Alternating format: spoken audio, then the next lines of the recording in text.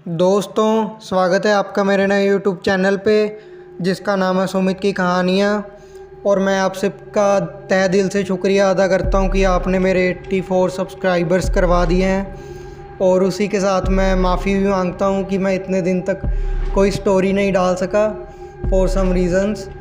तो आज मैं आपके लिए एक न्यू हिंदी हॉरर स्टोरी लेके आया हूँ और एक साथ में धमाकेदार दोस्तों क्लिप भी लगाऊंगा जिसमें रियल घोस्ट कैप्चर हुआ है।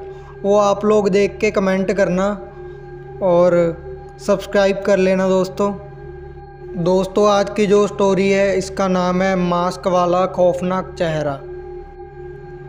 वैसे तो दुनिया का हर व्यक्ति अपने चेहरे पर एक मास्क लगाकर घूमता है, सच्चाई और अच्छाई का मास्क, जिससे उसके अंदर व्याप्त बुराइयां, धोखा देने की प्रवृत्ति, दूसरों से जलन की भावना, अपनों को ही सीढ़ी बनाकर ऊंचाइयों तक पहुंचने की फितरत को वह ढक सके।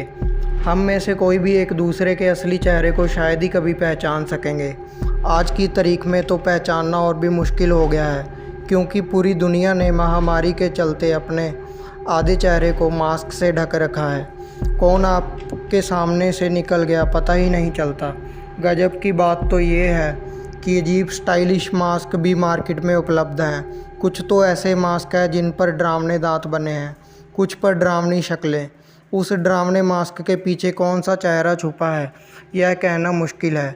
ऐसे ही एक चेहरे से मेरा सामना हुआ और उसके बाद मेरी ज़िंदगी में उथल पुथल मच गई। मैं सुगंधा, पेशे से वकील हूँ, डाइवोर्स केस लेती हूँ। आज के परिदृश्य में जब महामारी इतनी फैल गई है तो मैं भी कोर्ट कम ही जाती हूँ। ज़्यादातर क्लाइंट से ऑनलाइन ही संपर्क करती हूँ। लॉकडाउन खुलने के बाद कुछ पेचीदा केस के लिए कोर्ट जाने लगी थी। एक रोज़ मेरे कैबिन के बाहर एक अजीब सा मास्क पहने हुए एक आदमी खड़ा था। उसका मास्क गजब का डरावना था। ऐसा लग रहा था जैसे कोई ड्रैकुला खड़ा हो जो अभी सबका खून पी जाएगा। और उसकी आंखें तो लग भी वैसी ही रही थी, एकदम लाल, जैसे वाकई में उनमें खून उतर आया हो। मेरी निगाह जब उस पर पड़ी तो वह मुझे ही देख रहा था। मैं एकदम सहम गई। डर की तरंगों ने अंदर तक मुझे झंझोर दिया। मैंने चपरासी को बुलाया और उससे उस मास्क वाले व्यक्ति की पूछताछ करने को कहा। कुछ देर बाद जब चपरासी आया तो उसने बताया कि वह उससे कुछ पूछता इससे पहले ही वहाँ से चला गया। मैं मन ही मन सोचने लगी कि अजीब आदमी था, जब कोई काम ही नहीं था तो आया क्यों था। आया तो आया, अपने अजीब से मास्क से डराया क्यों। शाम तक मैं सब भूल चुकी थी। काम ख़त्म करके घर के लिए निकल पड़ी। कोर्ट के बाहर आकर अपनी गाड़ी का इंतज़ार कर रही थी। अचानक फिर से वह मास्क वाला खौफनाक चेहरा मुझे फिर दिखा। उसकी आंखें अभी भी लाल थी। उसने चेहरे को तो मास्क से ढक ही रखा था, अपने सिर पर भी अलग रंग के बालों वाली बिग पहन रखी थी। मैंने कुछ देर उससे देखने की कोशिश की, शायद कोई दोस्त हो जो मुझे डरा रहा हो, क्योंकि मेरे सारे दोस्त जानते हैं कि मैं कितनी डरपोक हूँ। पर मुझे नहीं लगा कि वह मेरा कोई दोस्त है। तभी अचानक वह मेरी तरफ बढ़ने लगा। मेरी दिल की धड़कन तेज़ हो गई। डर के कारण पैर लड़खड़ाने लगे। बस जल्दी से ड्राइवर गाड़ी ले आए और मैं उसमें बैठ जाऊं, यही प्रार्थना कर रही थी भगवान से। अब वह मुझसे सिर्फ 10 कदम के फासले पर था। मैं चीखना चाहती थी पर आवाज़ गले से निकल ही नहीं रही थी। तभी मेरी गाड़ी आ गई और मैं भागकर उसमें ऐसे बैठी जैसे को खून करते देखने पर गवाह भागता है। घर पहुंचकर कम से कम 5 गिलास पानी पिया, फिर शांति से सोफे पर ही बैठ गई। दिल अभी भी तेज़ रफ्तार से धड़क रहा था। चेहरे पर पसीने की बूंदें साफ दिख रही थी। मैं अभी भी उस मास्क वाले व्यक्ति के बारे में ही सोच रही थी कि अचानक माँ की आवाज़ कानों में पड़ी, अरे कम से कम घर आकर तो कोर्ट कचहरी को भूल जाया कर, चल हाथ मुँह धोकर खाने के लिए आ जा। एक पल को सोचा कि आज जो हुआ वह माँ को बता दूँ, पर दूसरे ही पल को सोचा कि आज तो अपने आप को रोक लिया। माँ बेवजह परेशान हो जाएंगी, वैसे ही मुझे लेकर परेशान रहती हैं। अगले दिन मेरे मोबाइल पर एक वीडियो मैसेज आया। कोई अनजान नंबर था। मैंने जब वह वीडियो देखा तो डर के मारे मोबाइल ही हाथ से गिर गया। उस वीडियो में वही मास्क वाला खौफनाक चेहरा किसी को बेदर्दी से मार रहा था और फिर मेरी तरफ इशारा करके बोला कि अब तेरी बारी। कुछ पलों के लिए आंखों के आगे अंधेरा छा गया। समझ नहीं आ रहा था कि कैसे रिएक्ट करूं। उस आदमी के पास मेरा फ़ोन नंबर कैसे आया, वह मेरे बारे में और क्या क्या जानता है, ये सब बातें अब मेरे जहन में घूमने लगी। मुझे लगा कि इससे पहले कि वह आदमी कुछ और करे, मुझे कोई ना कोई ठोस कदम उठाना पड़ेगा। मैंने अपनी एक दोस्त जो कि क्रिमिनल लॉयर है और ऐसे कई साइबर क्राइम केस सुलझा चुका है को संपर्क किया। फ़िक्र मत करो सुगंधा, तुम अपना फ़ोन लेकर कल मेरे कैबिन में आ जाना, मेरे दोस्त आशीष ने बोला। अगले दिन मैं आशीष के कैबिन में पहुंची। उसने मुझे समझाया कि किस तरह हम यह पता लगा सकते हैं कि हमें भेजा गया वीडियो कहां से आया है। लगभग 2 घंटे बीत गए पर साइबर क्राइम वाले उस वीडियो की लोकेशन का पता नहीं लगा पाए। आशीष ने मुझे सांत्वना देते हुए बोला कि मैं घबराऊं नहीं, वह अपने कुछ और क्रिमिनल लॉयर दोस्तों से बात करेगा और इस मामले की तह तक पहुंच कर रहेगा।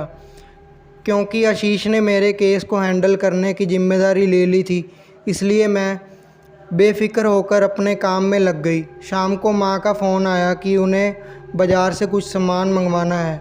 मैंने उन्हें आश्वासन दिया कि मैं आते हुए ले आऊँगी। वह बाज़ार न आए। ड्राइवर ने गाड़ी कार पार्किंग में पार्क करी और मैं मार्केट में चली गई।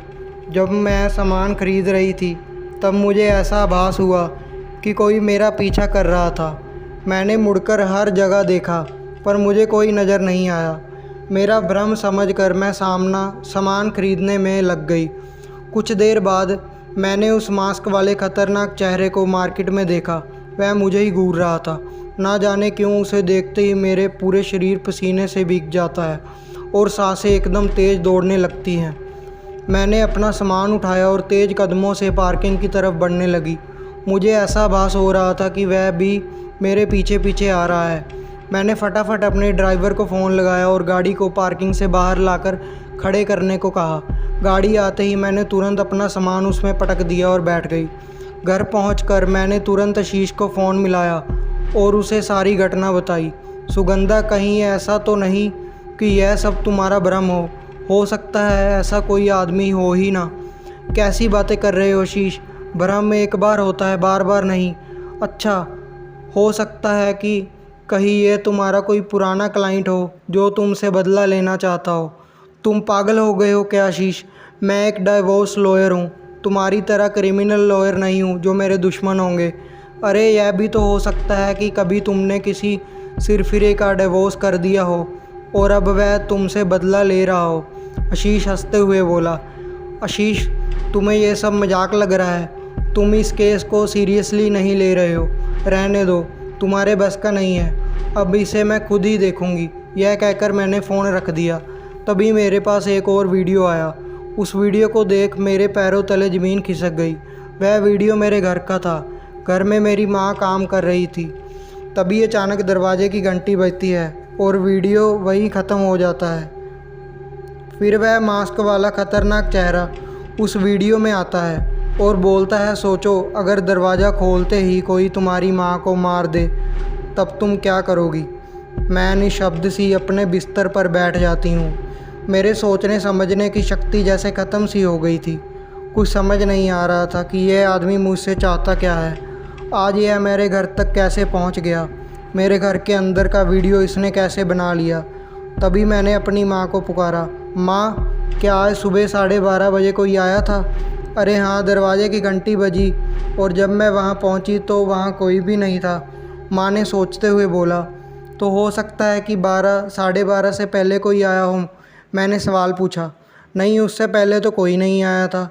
अब तू मुझसे यह वकीलों की तरह सवाल जवाब करना बंद कर, चला जा, मैं तेरे लिए खाना लगा देती हूँ। कैसे समझाऊँ मैं माँ को कि अब उनकी सुरक्षा पर भी खतरा मंडरा रहा है। रात को खाने पर माँ ने मुझसे पूछा कि क्या वह कुछ दिन के लिए अपनी बहन के यहाँ जा सकती है।